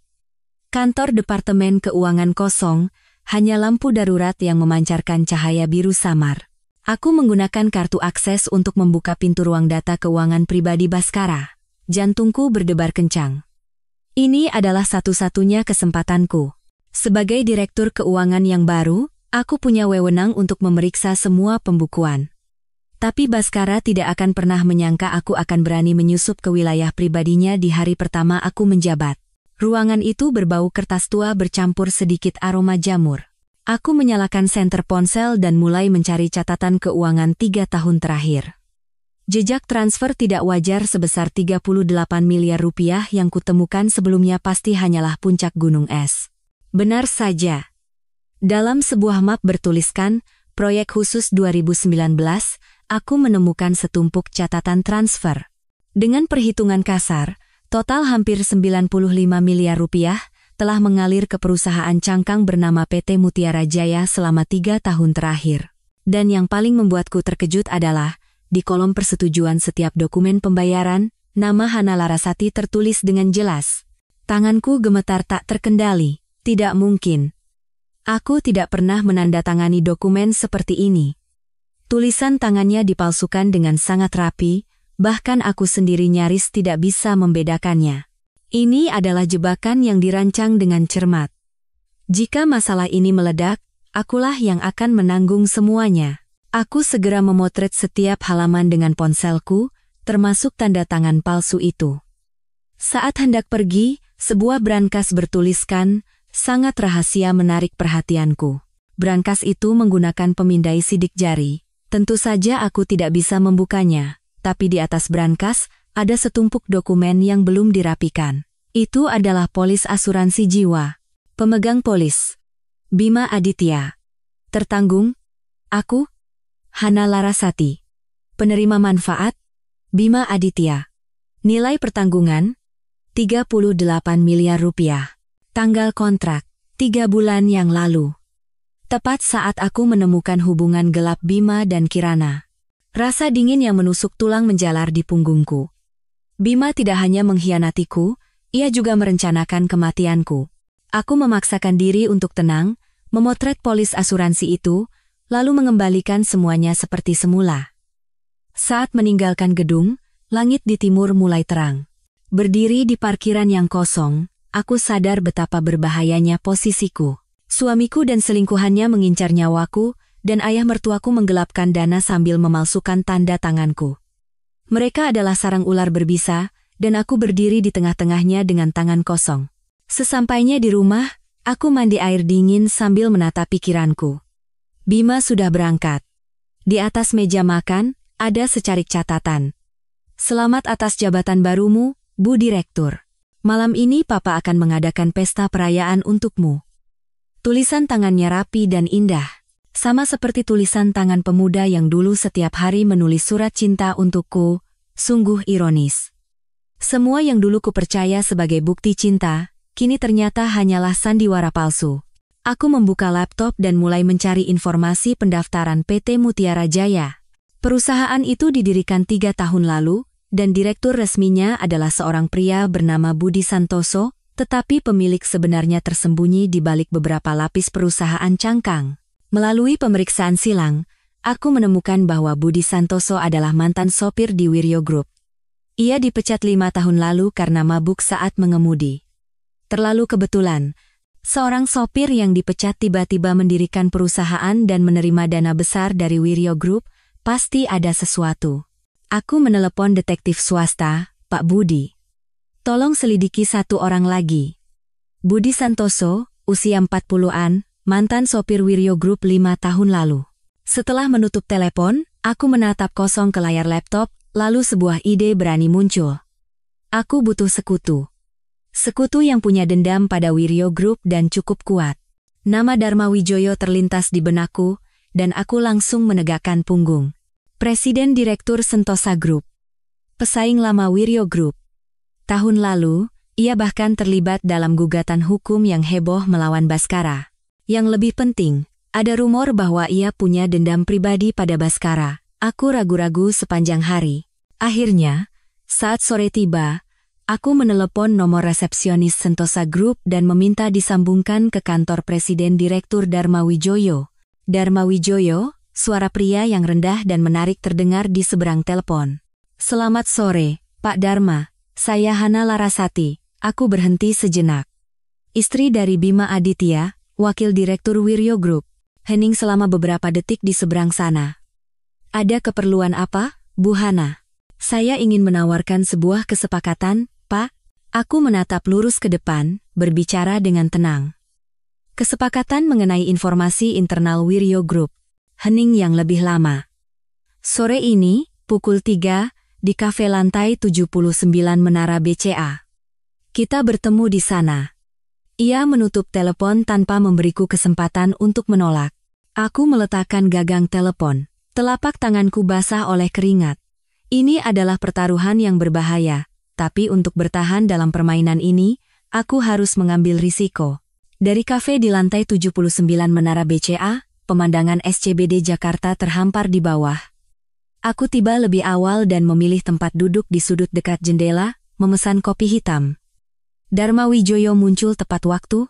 Ia lebih tinggi dari yang kulihat di media, mengenakan setelan abu-abu gelap yang dijahit dengan sempurna.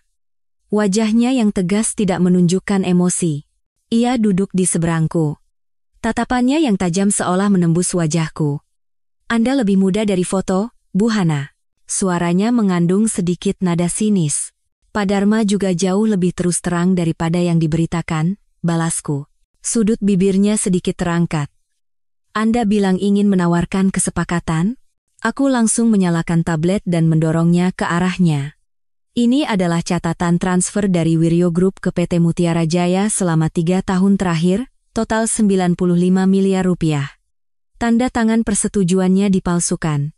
Dharma meliriknya sekilas, tidak menunjukkan reaksi. Apa hubungannya ini dengan saya? Pemilik sebenarnya PT Mutiara Jaya adalah Kirana. Aku menatap lurus ke matanya. Istri dari Bagas Permana dan selingkuhan dari Bima Aditya. Alis Dharma sedikit terangkat. Hubungan keluarga yang menarik. Tapi tetap tidak ada hubungannya dengan saya. Bagaimana jika saya katakan, aku merendahkan suaraku, Baskara Wiryoatmojo mengetahui semua ini, dan mungkin dialah dalang di baliknya? Kali ini, sorot mata Dharma jelas berubah. Ia menutup tablet dan bersandar di kursinya. Bu Hana, katanya, mengapa Anda mengkhianati suami dan keluarga mertua Anda? Karena mereka yang lebih dulu mengkhianati saya, kataku tenang, dan mereka mengincar nyawa saya. Aku mengeluarkan ponsel dan menunjukkan foto polis asuransi jiwa. Ekspresi Dharma akhirnya retak. Apa yang Anda inginkan? Tanyanya. Kerja sama. Aku menatap lurus ke matanya. Jika Anda membantu saya mengambil alih kendali manajemen Wiryo Group, saya akan memberikan Anda rahasia bisnis Wiryo Group dan bukti untuk menjatuhkan Baskara. Dharma tiba-tiba tertawa. Tawa itu membuat seluruh penampilannya menjadi lebih hidup. Bu Hana, Anda jauh lebih menarik dari yang saya kira, katanya. Tapi, pembicaraan seperti ini tidak seharusnya dilakukan di sini. Ia memberiku sebuah kartu kunci. Malam ini, pukul 8, di Presidential Suite Hotel St. Regis. Bawa semua bukti yang Anda miliki. Aku menerima kartu kunci itu. Jantungku berdebar kencang. Ini jelas pertaruhan berbahaya, tapi aku tidak punya pilihan lain. Setelah meninggalkan menara, aku langsung menuju rumah mertua di Menteng. Malam ini, Baskara akan mengadakan pesta untuk merayakan promosiku. Aku harus bersikap seolah tidak terjadi apa-apa. Pesta itu dihadiri oleh seluruh keluarga Wiryoatmojo, termasuk Kirana. Ia mengenakan gaun hamil yang longgar, wajahnya pucat, bersandar pada Bagas. Saat matanya bertemu denganku, kilatan kebencian melintas. Hana, selamat atas promosimu. Bu Amira memelukku dengan hangat dan berbisik di telingaku. Hati-hati dengan ayah mertuamu. Aku mengangguk seolah tidak terjadi apa-apa dan berbalik ke arah Baskara. Terima kasih atas kepercayaannya, Pak. Sesama keluarga, Baskara menepuk bahuku. Tenaganya begitu kuat hingga aku nyaris terhuyung. Jabatan Direktur Keuangan itu tanggung jawabnya besar. Mulai sekarang, brankas perusahaan ada di tanganmu. Aku tidak akan menyia-nyiakan kepercayaan Papa. Aku tersenyum dan mengangkat gelasku. Demi kesuksesan keluarga Wiryoatmojo. Saat gelas kami beradu, aku memperhatikan Bima terus-menerus memeriksa ponselnya, tampak semakin gelisah. Kirana sesekali melirik Baskara, matanya mengandung harapan yang aneh. Dan Baskara, meskipun di permukaan sedang menjadi tuan rumah pesta, tatapannya terus-menerus berpindah antara aku dan Bima. Pesta keluarga ini seperti sebuah drama yang dirancang dengan baik, masing-masing memainkan perannya, dan hanya Baskara yang tahu naskahnya. Hana, Baskara tiba-tiba angkat bicara. Kudengar tadi kamu mampir ke kantor? Rajin sekali. Jantungku mencelos, tapi ekspresiku tetap tenang. Iya, Pak. Aku ingin membiasakan diri dengan lingkungan kerja lebih awal. Tanggung jawabnya besar. Sikap yang bertanggung jawab. Bima beruntung memilikimu. Baskara menatap putranya dengan penuh arti. Tapi lain kali kalau lembur, bilang dulu ya, supaya keluarga tidak khawatir. Ia sedang mengawasiku. Aku bersyukur telah mengunggah semua bukti ke cloud. Baik, Pak, akan kuingat. Saat aku menjawab dengan patuh, aku merasakan wajah Bima menegang. Setelah pesta selesai, Aku beralasan harus mengambil dokumen di kantor dan menyuruh Bima pulang duluan. Ia tampak sangat lega. Mungkin ia harus segera menemui Kirana. Pukul 19.50, aku berdiri di depan pintu Presidential Suite Hotel St. Regis, menarik napas dalam-dalam, lalu menempelkan kartu. Dharma Wijoyo sudah ada di sana. Ia telah melepas jasnya, lengan kemeja putihnya digulung hingga siku, memperlihatkan lengan bawah yang kokoh. Di atas meja ruang tamu, ada laptop dan beberapa tumpuk dokumen. Tepat waktu. Saya suka. Ia memberi isyarat agar aku duduk. Anggur atau teh? Aku tidak lengah, tidak menyentuh apapun yang ia tawarkan. Dharma seolah membaca pikiranku dan tersenyum tipis. Tenang saja, Bu Hana. Saya tidak punya hobi memaksa wanita. Ia menuangkan 2 gelas air mineral dan memberikan satu padaku. Baiklah, mari kita langsung ke intinya. Seberapa banyak kelemahan Wiryo Group yang Anda pegang? Aku mengeluarkan USB dari tasku. Di sini ada semua catatan transaksi dana tidak wajar Wiryo Group selama 3 tahun terakhir, termasuk 95 miliar yang mengalir ke PT Mutiara Jaya. Dan juga bukti hubungan khusus antara Bhaskara dengan beberapa pejabat tinggi pemerintahan. Dharma mengambil USB itu dan mencolokkannya ke laptop. Kenapa memilih saya? Karena Anda punya kekuatan untuk melawan Bhaskara, dan Anda membencinya. Aku menatap lurus ke matanya. Dalam gugatan tahun lalu, ia tidak hanya merebut proyek Anda, tapi juga membuat ayah Anda terkena stroke. Ekspresi Dharma langsung mendingin, penyelidikan Anda cukup teliti. Mengenal musuh dan diri sendiri, maka 100 pertempuran akan dimenangkan. Aku menyesap air. Saya butuh dukungan modal dan koneksi Anda untuk mengambil alih kendali manajemen Wiryo Group dalam RUPS. Sebagai imbalannya, Bhaskara akan masuk penjara, dan Bima akan bangkrut. Dan saya akan mendapatkan bagian saham dan uang ganti rugi saya. Aku dengan tenang menyebutkan syarat-syarat yang telah kupikirkan matang-matang. Dharma menatapku lama, lalu tiba-tiba tertawa. Hana Larasati, sekarang saya tahu kenapa Bima memilih Anda sebagai istrinya. Anda 10 kali lebih pintar darinya. Sayangnya, kepintaran itu justru mencelakainya. Aku tersenyum pahit. Jika tidak, aku tidak akan sampai sejauh ini. Ini akan menjadi kerjasama yang menyenangkan. Dharma mengulurkan tangannya. Tapi ada satu syarat. Semua tindakan harus mengikuti instruksi saya. Bhaskara itu rubah tua. Salah satu langkah saja, kita akan kehilangan segalanya. Aku ragu sejenak, lalu menyambut tangannya. Semoga kerjasama kita menyenangkan. Tangannya hangat dan kering, genggamannya kuat. Pada saat itu, aku merasakan secercah harapan. Mungkin, aku benar-benar bisa keluar dari lumpur ini dengan selamat. Bahkan membuat orang-orang yang telah menyakitiku membayar harganya. Saat aku pulang, sudah lewat tengah malam. Anehnya, Bima tidak ada, tapi ibu mertuaku, Amira Suryo, duduk di ruang tamu kami dengan wajah pucat. "Mah, kenapa di sini?" Aku buru-buru menutup pintu. "Hana." Suara Bu Amira gemetar. "Ada sesuatu yang ingin kuberikan padamu." Ia mengeluarkan sebuah buku harian yang sudah menguning dari tas kain yang selalu dibawanya. Di sampulnya, ada noda darah yang sudah mengering. "Ini, buku harian ibu kandung Bima." Aku menerima buku harian itu. Jantungku berdebar kencang. Bagaimana Mama bisa punya ini? 20 tahun yang lalu, sebelum dia jatuh dari gedung, dia memberikannya padaku. Air mata mengalir tanpa suara dari mata Bu Amira. Aku menyimpannya selama 20 tahun. Sepertinya, sekarang saatnya untuk memberikannya padamu. Aku membuka halaman pertama, tulisan tangannya masuk ke mataku. "Jika aku mati, pembunuhnya pastilah Bhaskara Wiryo Atmojo." "Ma, sebenarnya apa yang terjadi?" Bu Amira menggelengkan kepala dan berdiri.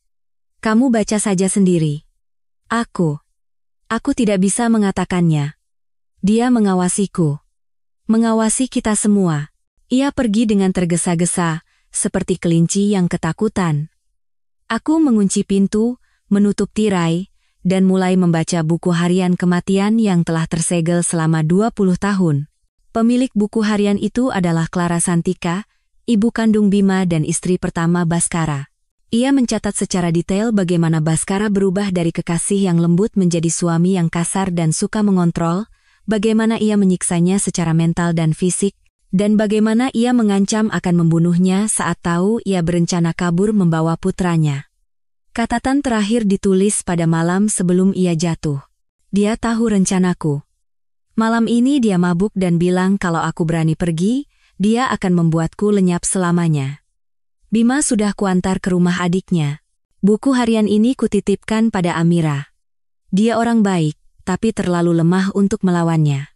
Jika besok aku tidak bisa menjemput Bima, tolong sampaikan padanya, ibunya sangat mencintainya. Di halaman terakhir buku harian itu, terselip sebuah foto. Clara Santika muda tersenyum di taman, di sampingnya ada Bima kecil. Di belakang foto, tertulis dengan pulpen merah, pembunuh, Baskara Wiryoatmodjo. Tanganku yang memegang foto itu begitu gemetar, hingga nyaris terjatuh. Baskara membunuh istri pertamanya, dan Bu Amira tahu segalanya tapi memilih diam. Ponselku tiba-tiba bergetar. Pesan dari Dharma Wijoyo. Ketemu. Dana dari PT Mutiara Jaya akhirnya mengalir ke sebuah rekening di Bank Swiss, nama pemilik rekening, Amira Suryo. Aku menatap pesan ini. Dan tiba-tiba, aku mengerti bagaimana semua potongan puzzle ini menyatu. Baskara sedang bersiap-siap kabur dengan memindahkan asetnya ke luar negeri. Dan Kirana, Bima, bahkan aku, hanyalah pion di tangannya. Malam sebelum pesta ulang tahun, di kamar 2008 Hotel San Regis, aku menata semua bukti dengan rapi di atas tempat tidur. Laporan tes DNA, foto perselingkuhan Bima dan Kirana, dokumen keuangan palsu, buku harian Clara Santika, akta kelahiran asli Bima. Setiap dokumen bagaikan pisau tajam yang besok akan menusuk jantung keluarga Wiryoatmodjo satu persatu. Layar ponselku menyala. Pesan dari Dharma. Pihak kepolisian sudah siap. Besok akan tiba tepat waktu. Kamu yakin akan melakukan ini? Aku membalas. Anak panah sudah dilepaskan dari busurnya. Hati-hati dengan Kirana. Hari ini dia bertemu dengan Baskara. Isi pembicaraannya tidak jelas. Dharma mengirim pesan lagi. Perlu kutemani? Tidak. Drama ini harus kuselesaikan sendiri. Aku meletakkan ponsel dan mendekati jendela kaca. Di luar, pemandangan malam Jakarta berkelip seperti jutaan bintang. Besok saat ini, kalangan atas kota ini akan membicarakan skandal keluarga Wiryoatmodjo, dan aku akan benar-benar bebas dari sangkar busuk ini. Aku mengambil laporan tes DNA dan membaca kembali kesimpulannya. Berdasarkan hasil analisis DNA, terbukti bahwa subjek Baskara Wiryoatmodjo dan subjek Rian Wiryoatmodjo memiliki hubungan ayah dan anak. Probabilitas 99.999%. Tulisan hitam di atas kertas putih itu adalah fakta yang tak terbantahkan. Untuk mendapatkan laporan ini, aku harus membayar 100 juta rupiah dan 3 kali memohon. Besok, nilainya akan tak ternilai. Jam di nakas menunjukkan pukul 2 pagi, tapi aku tidak bisa tidur. Kesabaranku selama setahun terakhir berkelebat di benakku seperti film.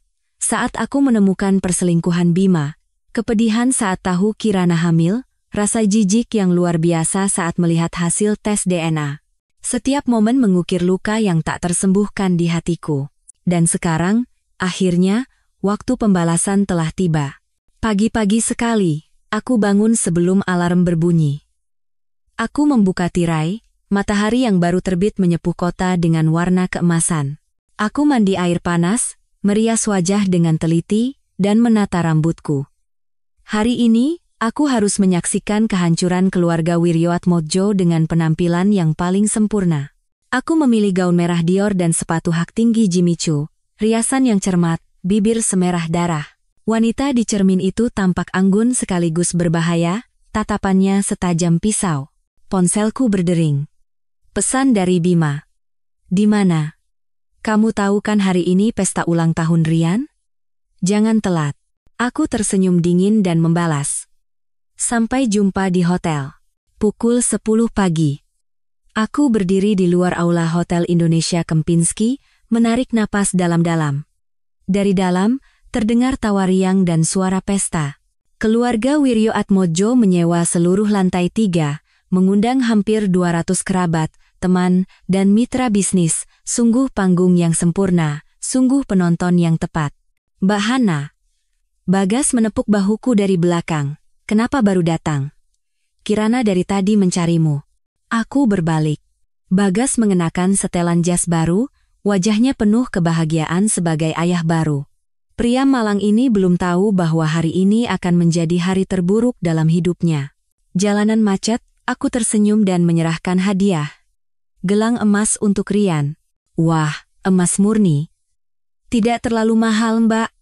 Bagas menerima kotak hadiah itu. Ayo cepat masuk. Sebentar lagi Papa akan memberikan sambutan. Di dalam aula, chandelier kristal bersinar terang benderang. Kirana, mengenakan gaun pesanan khusus, menggendong bayi berbalut kain sutra, dikelilingi oleh sekelompok ibu-ibu sosialita. Melihatku, senyumnya membeku sesaat, lalu mekar lebih cerah. Mbak Hana, panggilnya dengan berlebihan. Kukira tidak akan datang. Bagaimana mungkin aku tidak datang? Aku mendekat dan mengelus pipi bayi itu dengan lembut. Di hari sepenting ini untuk Rian yang tampan. Bayi itu memang sangat tampan. Kulitnya putih, bulu matanya panjang. Aku mengamati fitur wajahnya dengan saksama. Benar saja, ada jejak Baskara. Hidungnya yang mancung dan bibirnya yang tipis hampir seperti cetakan. Hana, kamu sudah datang. Suara Baskara, yang tiba-tiba muncul di belakangku, terdengar rendah dan penuh ancaman. Ia mengenakan setelan biru tua, rambutnya yang memutih di pelipis menambah kesan berwibawa. Bima mencarimu. Aku berbalik dan menatap lurus ke matanya. Selamat ya, Pa, sudah dapat cucu. Tatapan Baskara menggelap sesaat, lalu kembali ke sosoknya yang bijaksana. Sesama keluarga. Ayo, kemarilah. Sebentar lagi potong kue. Aku mengikutinya ke meja utama. Bima sedang berbicara dengan beberapa mitra bisnis. Ia tampak sangat tampan hari ini. Setelan jas yang rapi, tutur kata dan tawa yang penuh percaya diri. Melihatku, matanya menunjukkan keterkejutan. Sepertinya ia terkejut dengan penampilanku. Sayang, ia mendekat dan melingkarkan lengannya di pinggangku. Kamu cantik sekali hari ini. Aku menahan keinginan untuk mendorongnya dan membiarkannya mencium pipiku. Ciuman yang dulu membuat jantungku berdebar itu kini hanya membuatku mual. Hadirin sekalian, sanak saudara yang saya kasihi. Baskara berdiri di atas panggung, mengetuk gelas sampanyenya dengan ringan. Terima kasih telah hadir di pesta ulang tahun pertama cucu saya, Rian Wiryoatmodjo. Aku diam-diam bangkit dari kursi dan berjalan ke meja kontrol. Teknisi hotel adalah orang yang sudah kusogok sebelumnya. Ia mengangguk padaku dan menerima USB yang kuberikan. Baiklah, mari kita saksikan bersama perjalanan Rian selama setahun terakhir. Baskara melambai ke arahku. Hana, sudah siap? Sudah, Pak. Semua sudah siap. Aku tersenyum, naik ke atas panggung, dan mengambil mikrofon. Sebelum kita menonton videonya, ada beberapa hal yang ingin saya sampaikan. Aula menjadi sunyi, semua mata tertuju padaku. Aku merasakan tatapan bingung Bima, kewaspadaan Kirana, dan kegelisahan tersembunyi Baskara. Selama 7 tahun hidup di keluarga Wiryoatmodjo, suaraku bergema di seluruh aula melalui pengeras suara. Saya belajar banyak hal. Misalnya, bagaimana menjadi istri yang baik, bagaimana menahan pengkhianatan suami, dan bagaimana membongkar kebohongan sebuah keluarga. Terdengar gumaman dari para tamu. Bima berdiri dengan kaget. Wajahnya pucat pasi.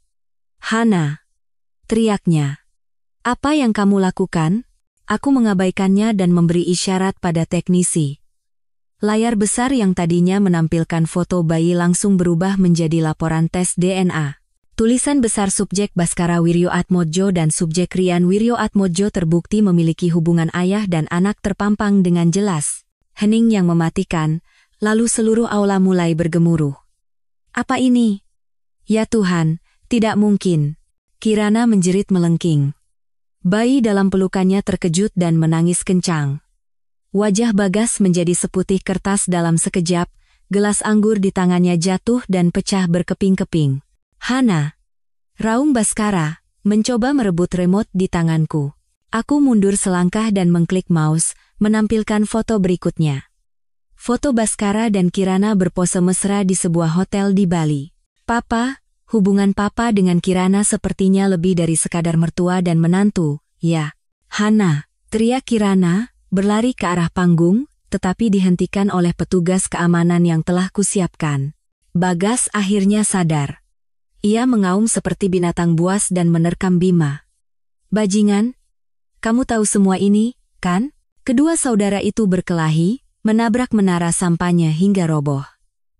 Suara pecahan kaca, jeritan wanita, dan teriakan pria membuat aula menjadi kacau balau.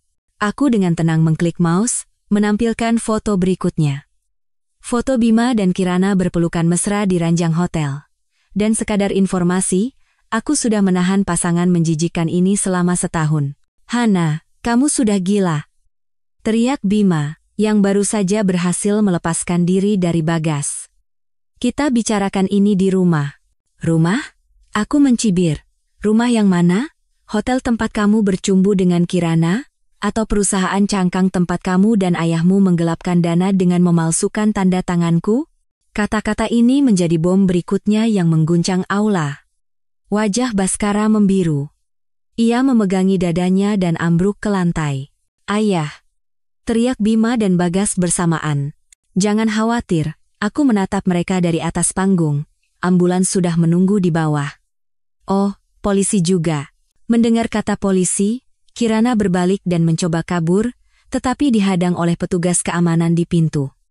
Ia meronta-ronta. Aku mau pulang. Kirana, kataku melalui mikrofon. Polisi sepertinya sangat tertarik dengan PT Mutiara Jaya milikmu yang menerima 95 miliar rupiah dari Wiryo Group. Warna merah di wajahnya benar-benar lenyap. Kamu. Bagaimana kamu bisa tahu? Aku terus menampilkan slide dokumen keuangan palsu Wiryo Group. Tanda tangan palsuku, aliran dana ke luar negeri. Setiap foto memicu desahan kaget dari para tamu. Mereka mengambil foto dengan ponsel atau berbisik-bisik. Sebagian besar terlalu terkejut untuk berkata-kata. Hana. Bima akhirnya berhasil naik ke panggung dan mencengkeram pergelangan tanganku dengan kasar. Sebenarnya apa maumu? Aku menyentakkan tanganku. Menatap lurus ke matanya. Bima Aditya, kamu tahu kenapa namamu begitu? Karena kamu bukan anak kandung Baskara Wiryo Atmojo. Kata-kata ini seperti tombol peredam suara, membuat aula seketika hening. Ekspresi Bima membeku. Apa? Apa yang kamu katakan? Kamu adalah anak yang diculik. Aku mengklik mouse, menampilkan foto terakhir, sebuah akta kelahiran yang sudah menguning. Baskara menikahi ibu kandungmu untuk menutupi penculikan itu, dan kemudian membunuhnya. Bima terhuyung mundur, terguncang hebat. Tidak. Tidak mungkin. Tanyakan saja pada ayahmu yang tercinta itu. Aku menunjuk Baskara yang sedang diangkat ke atas tandu. Atau tanyakan pada ibu angkatmu, Amira Suryo. Semua mata tertuju pada Bu Amira yang meringkuk di sudut. Ia gemetar hebat, hanya menangis tanpa bisa berkata apa-apa. Mama, Bima mendekatinya, apa ini benar? Bu Amira hanya menggelengkan kepala, air matanya terus mengalir. Tepat pada saat itu, beberapa polisi masuk ke dalam aula. Saudari Kirana, Anda harus ikut kami untuk dimintai keterangan terkait dugaan penggelapan dana perusahaan. Kirana menjerit dan mencoba kabur, tetapi ditangkap oleh polisi. Ia meronta-ronta. Bukan aku, Baskara yang menyuruhku. Semua Baskara yang menyuruh. Saudara Bima Aditya, seorang petugas polisi mendekati Bima yang berdiri terpaku. Anda juga harus ikut kami sebagai saksi. Bima mengangguk mekanis dengan tatapan kosong. Saat melewatiku, ia berhenti sejenak dan bertanya dengan suara serak, semua ini, sudah kamu rencanakan sejak lama? Sejak hari aku menemukanmu bercumbu dengan Kirana di ranjang, kataku tenang. Ia tersenyum pahit, lalu mengikuti polisi meninggalkan aula. Aula menjadi medan perang. Para tamu terkejut atau bergosip dengan heboh, wartawan mengambil foto seperti orang gila. Aku berdiri di atas panggung, menatap sandiwara kekacauan yang kusutradarai sendiri. Tidak ada rasa puas yang kubayangkan. Yang ada hanyalah kehampaan yang tak berujung. Akting yang luar biasa. Suara yang kukenal terdengar dari belakang. Dharma Wijoyo, yang entah sejak kapan sudah berada di sampingku, menyodorkan segelas air. Minumlah. Kamu terlihat sangat lelah. Baru saat itulah aku sadar tanganku gemetar. Aku menerima gelas itu dan menenggaknya sekaligus. Bagaimana keadaan Baskara? Serangan jantung. Dibawa ke UGD. Polisi akan mengawasinya 24 jam. Dharma merendahkan suaranya. Dia tidak bisa kabur. Orang-orangku sudah menyerahkan semua bukti ke polisi. Aku mengangguk. Tiba-tiba aku merasa pusing dan harus berpegangan pada podium. Kamu harus istirahat. Dharma menopang lenganku. Biar kuantar. Tunggu sebentar. Aku melepaskan tangannya dan menghampiri Bu Amira yang meringkuk di sudut. Ma. Bu Amira mengangkat kepala. Wajahnya yang tua dan lelah dipenuhi jejak air mata. Hana, kenapa kamu melakukan ini? Karena Clara Santika berhak mendapatkan keadilan, kataku. Buku harian yang Mama simpan selama 20 tahun itu, sekarang saatnya untuk digunakan. Ia menatapku dengan ngeri. Kamu. Bagaimana kamu tahu? Itu tidak penting. Aku berjongkok dan menatapnya lurus. Yang penting adalah, sekarang Mama bisa berada di pihak kebenaran. Polisi membutuhkan kesaksian Mama. Air mata kembali mengalir dari mata Bu Amira. Dia akan membunuhku.